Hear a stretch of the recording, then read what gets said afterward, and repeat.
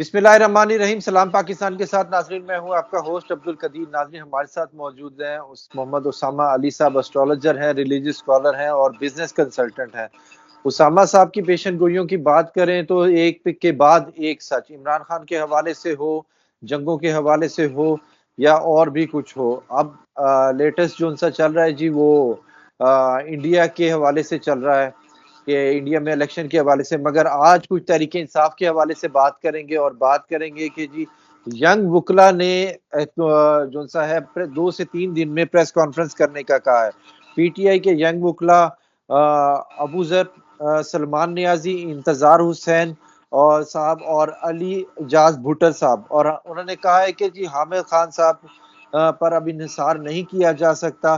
तहरीक इंसाफ के केसेस नहीं लेंगे अदालत में, और इसके बारे में भी बताएंगे नए केसेस। और सर अब जो सा है यंग वुकला सामने आ रहे हैं, पुराने वुकला को साइड पे कर रहे हैं। और जो सा बात करें सुप्रीम कोर्ट की, तो सुप्रीम कोर्ट भी इमरान खान साहब के केसेस उस तरह से नहीं ले रहा। अब आगे क्या कहेंगे? बिस्मिल्लाहिर्रहमानिर्रहीम। अल्लाहुम्मा सल्ली अला मोहम्मद व आले मोहम्मद। अल्हम्दुलिल्लाहि रब्बिल आलमीन। देखें, ये अब बस गेम अपने फाइनल राउंड में एंटर हो गई है। मई का इंतजार था, मई आ गया। मई में काफ़ी सिचुएशन नॉर्मलाइज होने के चांस मौजूद हैं, लेकिन एक दफ़ा अपनी आखिरी एक्सट्रीम को देख के मुड़ते हैं या वैसे मुड़ जाते हैं, ये अब कुदरती एक वो है, हम इसको नहीं मार्क कर सकते। लेकिन ये ज़रूर है कि अब से जो जैसे अक्लें दुरुस्त होने का टाइम है ये मई। जुपिटर अपनी पोजीशन बदल गया और उससे ये अंदाज़ा लगाया जा सकता है कि ये चीज़ें जो रवैयों में, अक्लों में काफ़ी तब्दीली वाक़ई होगी। उसमें सबसे बड़ी तब्दीली तो ये होगी कि इमरान खान में फ्लेक्सिबिलिटी के चांसेस मौजूद हैं अब से।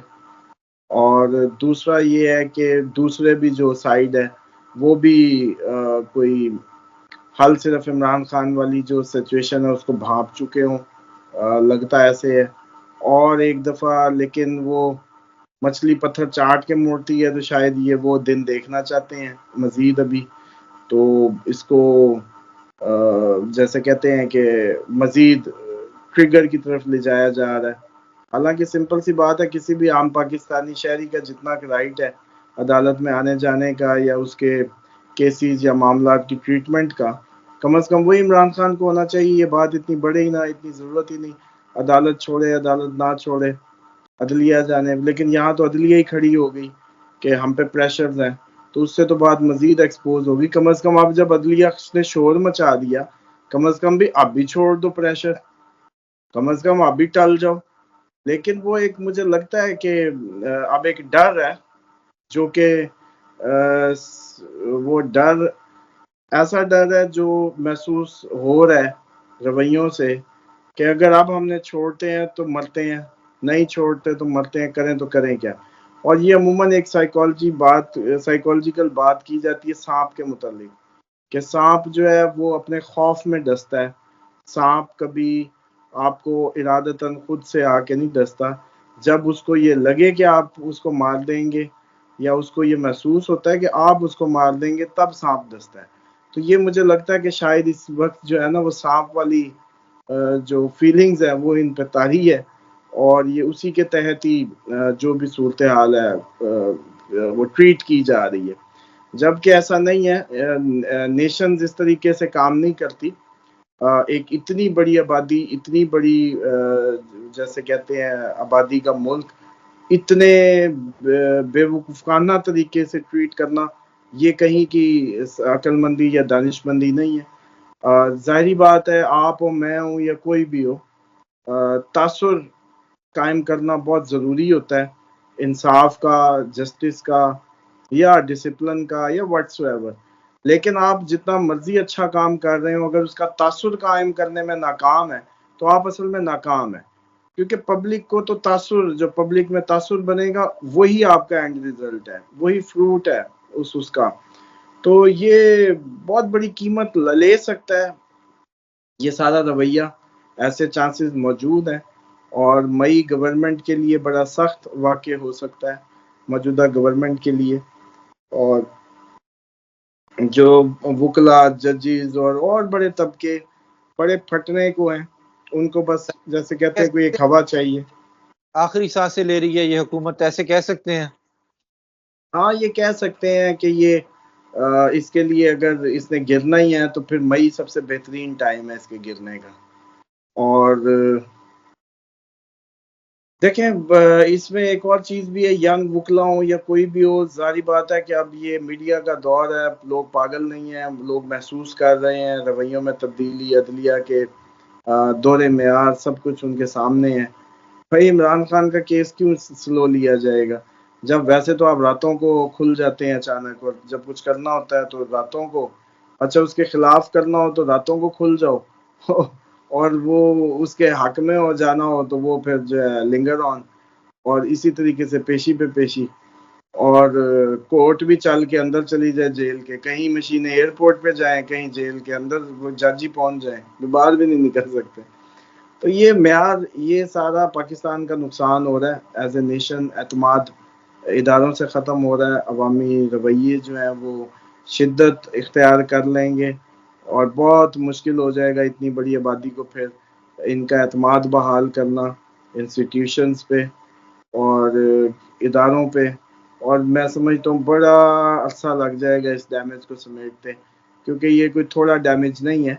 ठीक है, पाकिस्तानियों का पहले भी एक कॉन्सेप्ट ज़रूर मौजूद था कि जी यहाँ इंसाफ नहीं है, यहाँ इदारे ये नहीं है, लेकिन कम अज़ कम हमारे काफ़ी ऐसे इदारे थे जिनकी बड़ी इज़्ज़त एहतराम और तकरीम मौजूद थी, और बड़ा प्यार, वालेहाना प्यार मौजूद था।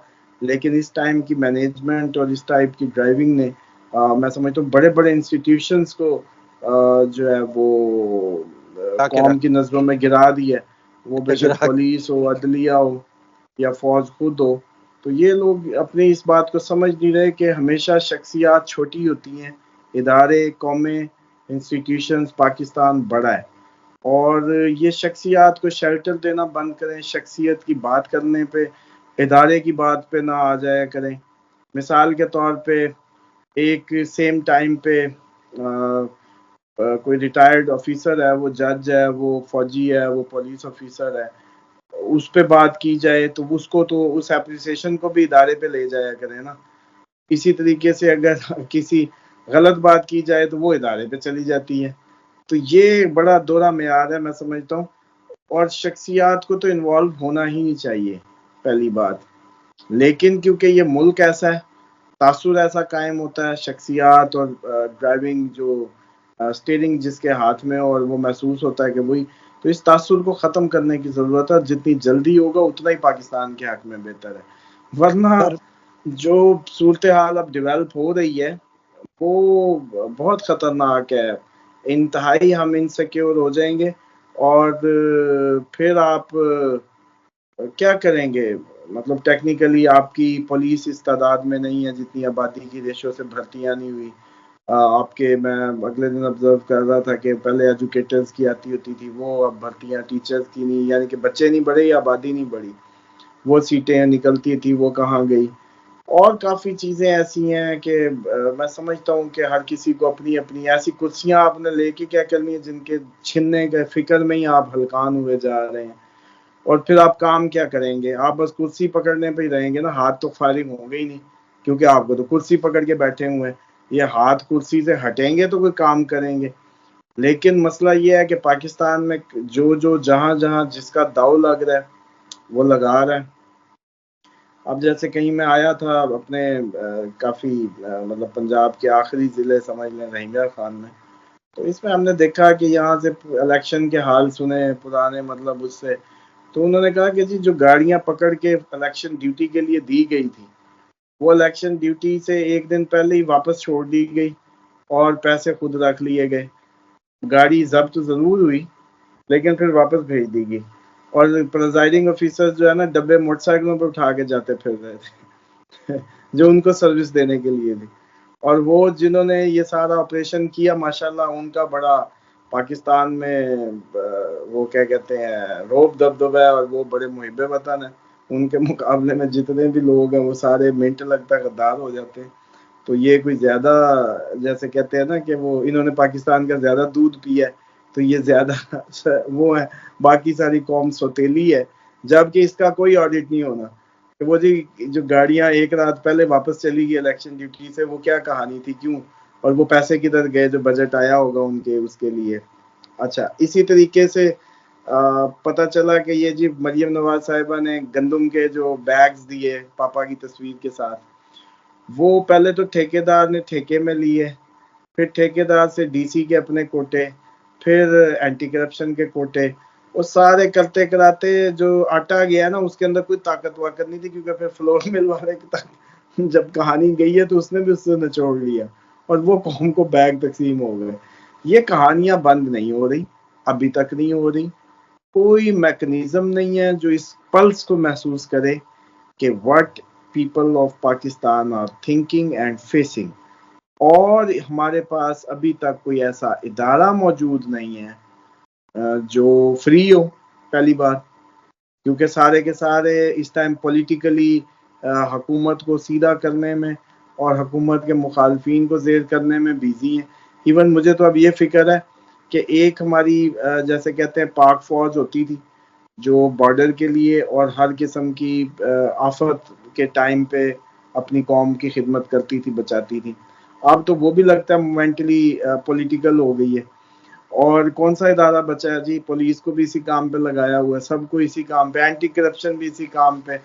तो घूम फिर के वो मैनेजमेंट जिले सतह पे डीसी क्या कांट कर रहा है उस पर किसी की नजर ही नहीं है, और ये सारा क्या चल रहा है उस पर कोई चक्कर ही नहीं है।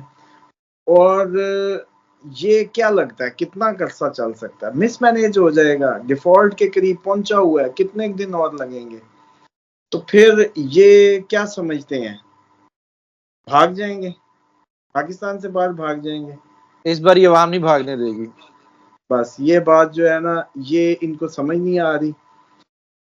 कौम पे जुल्म बंद कर दें, खुदारा इनकी जेबें चेक करके जिले दें इनको।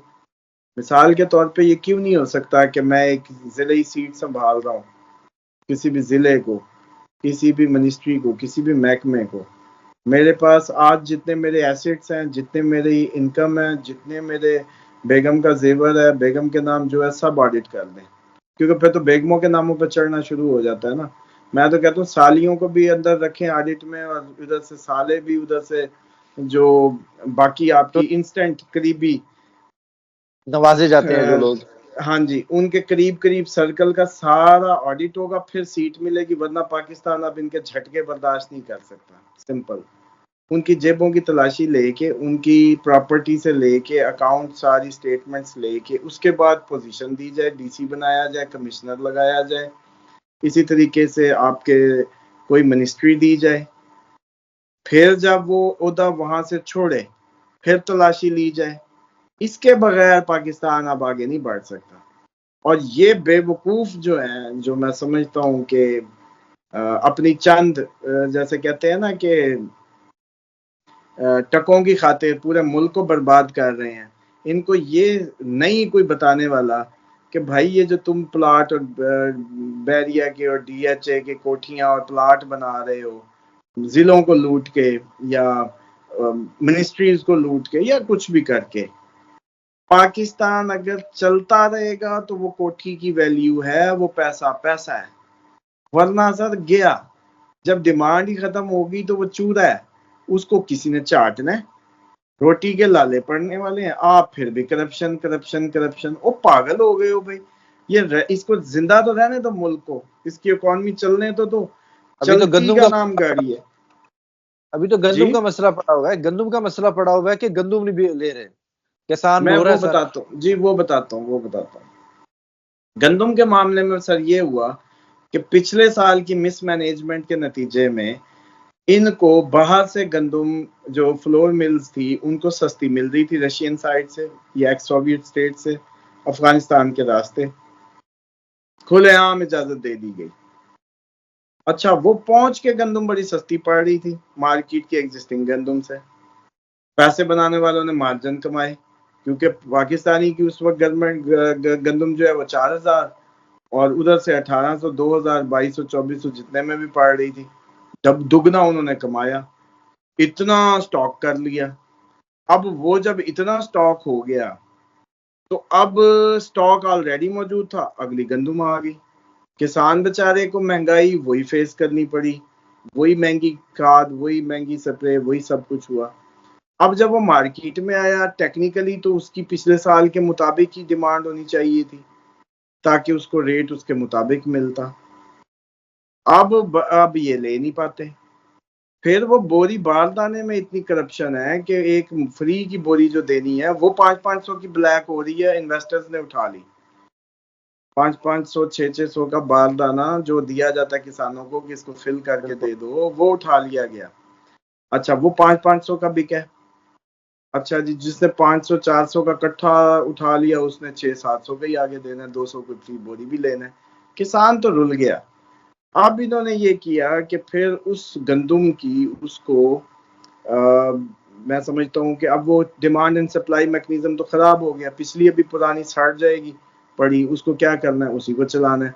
तो नई परचेज उस तरीके से नहीं हो रही, इसलिए गंदुम का रेट इन्होंने कर तो दिया मरते 3800, लेकिन इस टाइम 3800 की हकीकत ये है कि किसान को पिछले दिनों लास्ट जो उससे मतलब थड़े से जो उसके उठाई जा रही थी 3200 3250 तक पहुंची हुई थी, और आज की लेटेस्ट खबर है कि 2800 पे पहुंच गई। अब ये किसान अगले साल क्या करेगा? आपने तो इसको इसी साल रगड़ा दे दिया ना, उसी से वो कर्जे उतारेगा, उधार पे लेता है, सूद लगाते हैं। ये कौन सा मैक पंजाब है हरा भरा के जी ये कर्जे देंगे जी, हम कहानियां करेंगे। वो सूद में उतर जाने उसके पैसे बराबर। बिल्कुल। बच्चों को क्या देगा? घर की गंदुम बस बच गई जो औखे सौखे कर्जों के नीचे डूबा। अगला साल क्या करेगा? तो ये एक गंदुम का भी बहरान, जुल्म। देखें, एक हद है, अब ये हद को जाने वाला है। एक एक्सट्रीम है, ये एक उस एक्सट्रीम को जाने वाला है।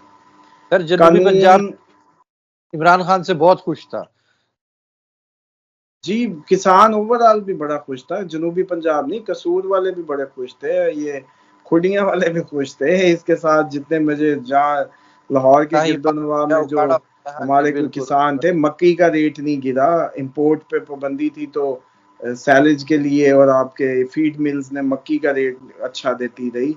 एक मकई आलू का रेट बहुत जबरदस्त रहा। सारे ओवरऑल ये इन्होंने वो किए। अब जबकि ये आए पीडीएम प्लस, वो किसान फिर रुल गया। हालांकि डायलॉग ये जितने मर्जी मान लें। अब मरीम साहबा कभी वर्दी पहनेंगी, कभी पग पहन के ना आ जाए किसानों की धोती बांध के कहीं यकजहती के लिए, वो भी आना चाहिए। इस टाइम किसानों की भी जरूरत है कि उनका वजीर आला है, पग भी पहने। और झांकी औरतें पहनती हैं एक लाचा चाचा या अपनी कोई जो है धोती शोती पहने यकजहती के लिए वो भी काम करें। मजदूर का आलमी मसला ये जी, मैंने कहा मजदूर का आलमी दिन भी तो हमने मना लिया ना साथ। तो वही मजदूरों वाले फटे पुराने कपड़े पहनती ना, मोटे से फाड़ती, कोई मैले करती, तो फिर कहते कि हाँ भाई ये यकजहती हुई। अब बाकियों के साथ तो सौतेला सलूक ना करे ना, कि पुलिस से यकजहती थी कि उनको मार ज्यादा पड़ी है, उनको ज्यादा मार पड़ी, उनकी मार असल में नजर आ गई, बाकी किसान गरीब की मार नजर नहीं आ रही। लेकिन ज्यादा दूर नहीं है, ज्यादा दूर नहीं है। मुलाजिम तबका हिट होगा, शहरी आबादियां हिट होंगी, किसान ने फिर भी अपनी कुंडी जैसे कहते हैं ना, वो चटनी बना के और लस्सी और मक्खन देसी मुर्गी, उसका गुजारा चल ही जाएगा, वो रूखी सूखी खा लेगा। मसले किराएदारों को है, मसले इतना बड़ा तबका जो किराए पे रह रहा है उसके लिए। ओवरऑल माशी जो बहरान की तरफ हम जा रहे हैं, और वो सिर्फ और सिर्फ इन लोगों के फन क्लब की जो मेंबरशिप्स बनाई हुई हैं, आनिया जानिया। मतलब इस टाइम क्या क्राइटेरिया मिनिस्ट्रीज देने का, कोई बताएगा कौम को कि जी हमने ये प्रोफाइल चेक की है? कभी पीसीबी मिल रहा है, साथ वजीर दाखिला, अभी वजीर आला, अभी ये, मतलब कमाल ही बात है भाई। सेम टाइम पे दो इतनी 26 करोड़ का मुल्क है, इतनी आबादी है, उसमें ये तुक्की क्या बनती है एक बंदे को 2 पोर्टफोलियो देने की? बंदों की कमी है? नहीं, बंदों की कमी है, चहेतों की कमी है, बंदों की कमी नहीं है। मसला ये है, चहेतों की कमी है ये, हाँ, चहेतों की कमी है, बंदों की कमी नहीं है।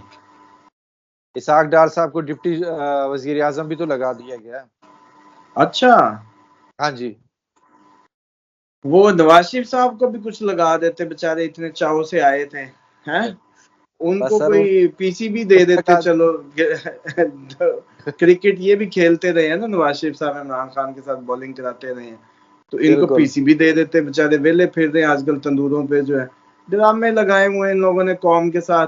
मसला ये है कि डेडिकेशन नहीं है, और जितने कोई अच्छे सियासतदान वो बेचारे किसी भी पार्टी के हों, वो इस सारे गंद में नहीं घुसना चाहते, क्योंकि उनके पास भी विल और स्पिरिट नहीं है, सर्विंग का स्पिरिट हाई नहीं है पाकिस्तान में। वो बस इसी अपनी डिग्निटी के अंदर ही रह जाते हैं, और लूसी चापलूस निकम्मे निखट्टू वो आगे आने लगते हैं, और यही एक जी हजूर और जे कार का माहौल है। सब खत्म होने दें सब की कहानी लिपटने दें, कोई नहीं, खून अब थोड़ा ही बाकी है, पी लें, और सर आखिर ये फिर इनके पेटों से खून अवाम खुद निकालेगी, डोंट वरी, ये अब टाइम दूर नहीं है। खान साहब कह रहे हैं जी मुझे मखसूस लोगों से मिलने की इजाजत दी जा रही है, ना मीडिया को ना किसी और को, और यानी कि मैं चेयरमैन उससे पीटीआई से भी नहीं मिल सकता। यही कि अगर आप चले जाएं, नवाज शरीफ साहब जब थे अदालत में, सॉरी जेल में, तो वो अपनी मर्जी के मुताबिक अपने सहाफियों से भी मिलते थे, अपनी मर्जी के मुताबिक हर बंदे से मिलते थे, लोगों की लाइनें लगी होती थी। अब खान साहब को किसी से मिलने की इजाजत नहीं हो रही। खान साहब को कैसे दें? खान साहब इस कौम के हीरो बन गए हैं, भगत सिंह बन गए हैं। खान साहब जो है उन्होंने इलेक्शन में पूरी मशीनरी को जेल में बैठ के फेल कर दिया है, समझ रहे हैं? खान साहब क्या करें? खान साहब की जो है वो मकबूलियत ही इतनी बढ़ गई है कि वो हुकूमत से बाहर रह के इतने पावरफुल हैं, जेल में बैठ के वो तो इस टाइम दाऊद इब्राहिम बन गया, जैसे इंडिया के लिए दाऊद इब्राहिम था, है वो तो डॉन बन गया। तो वो मसला ये है कि खान साहब अब इतने काके ना बने ना, खान साहब को सब पता है कि ये क्यों हो रहा है और कैसे हो रहा है, तो इतने मासूम ना बने। कानून उनको पहले दिन भी उनके साथ कोई कानूनी सलूक नहीं हुआ, जैसे वो बगल से पकड़ के कुलभूषण को लाए थे उधर से अवाम मारते हुए, ऐसे ही इनको फौज मारते हुए वो रेंजर्स जो है वो ले जा रही थी अदालत से, कि जैसे गली का स्टट्टा होता है कोई कान टूटा, मतलब बड़ा कातिल बड़े मर्डर उसके सर पे होते हैं तो जैसे घसीट के ले जाते हैं। तो खान साहब को उस दिन से ही नहीं पता चल रहा है कि भाई ये कितना कानून, और खान साहब के साथ भी ठीक हो रहा है, कोई ऐसी बात नहीं है, इतना माइंड करने की बात नहीं। खान साहब ने तहरीक इंसाफ का नाम रखा था ना, तो अदलिया में कोई किया 3 सालों में काम, तो जुडिशरी में कोई काम किया, इंसाफ देना नहीं था लोगों को। तहरीक इंसाफ का मतलब क्या है? सबसे पहले इंसाफ की यकीनी फरामी। आज वो कोई इनकलाब लाए होते इंसाफ की फरामी में, तो इनको भी डिलीवर हो जाता, मैकेनिज्म को स्ट्रॉन्ग कर देते, समझ इनको रहे भी हैं?